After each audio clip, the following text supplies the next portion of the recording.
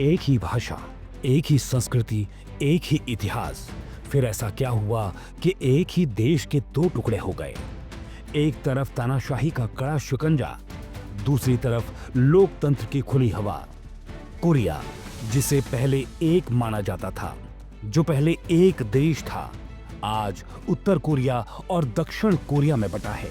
लेकिन यह बंटवारा अचानक नहीं हुआ। इसके पीछे है युद्ध, राजनीति और महाशक्तियों की चालें। तो चलिए जानते हैं कोरियाई प्रायद्वीप का वो काला अध्याय जिसने इस धरती को दो हिस्सों में बांट दिया। 1910 में जापान ने पूरे कोरियाई प्रायद्वीप पर कब्जा कर लिया था। 1945 तक यानी दूसरे विश्व युद्ध के अंत तक कोरिया जापान के कब्जे में रहा। लेकिन जापान के हार के बाद कोरिया आजाद तो हुआ, पर पूरी तरह से नहीं। अब एक नया खेल शुरू हो गया। अमेरिका बनाम सोवियत संघ का शीत युद्ध। दूसरे विश्व युद्ध के बाद अमेरिका और सोवियत संघ ने कोरिया को दो हिस्सों में बांटने का फैसला किया। अस्थायी सीमा बनाई गई। उत्तर में सोवियत संघ की सेना और दक्षिण में अमेरिकी सेना आ गई।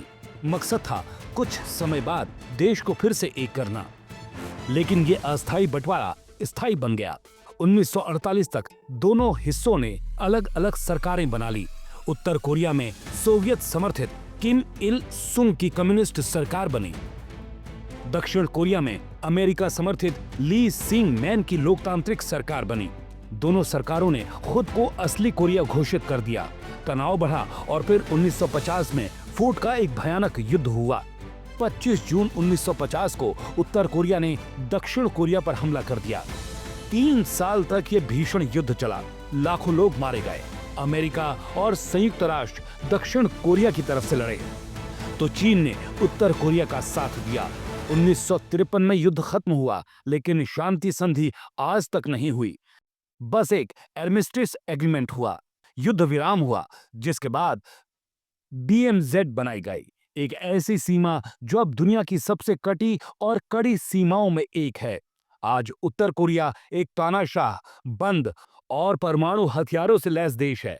दूसरी तरफ दक्षिण कोरिया एक विकसित, लोकतांत्रिक और टेक्नोलॉजी में अग्रणी देश। एक धरती, दो किस्मतें हैं। कोरियाई लोग आज भी एकता की उम्मीद करते हैं, लेकिन राजनीति और सत्ता की दीवारें बहुत ऊंची हैं। उत्तर और दक्षिण कोरिया का बंटवारा सिर्फ सीमाओं का मामला नहीं, ये है विचारधाराओं का संघर्ष, महाशक्तियों का दखल और उस एकता की कहानी जो अधूरी रह गई। क्या ये जख्म कभी भर पाएंगे? आप क्या सोचते हैं? कमेंट करके बताइए।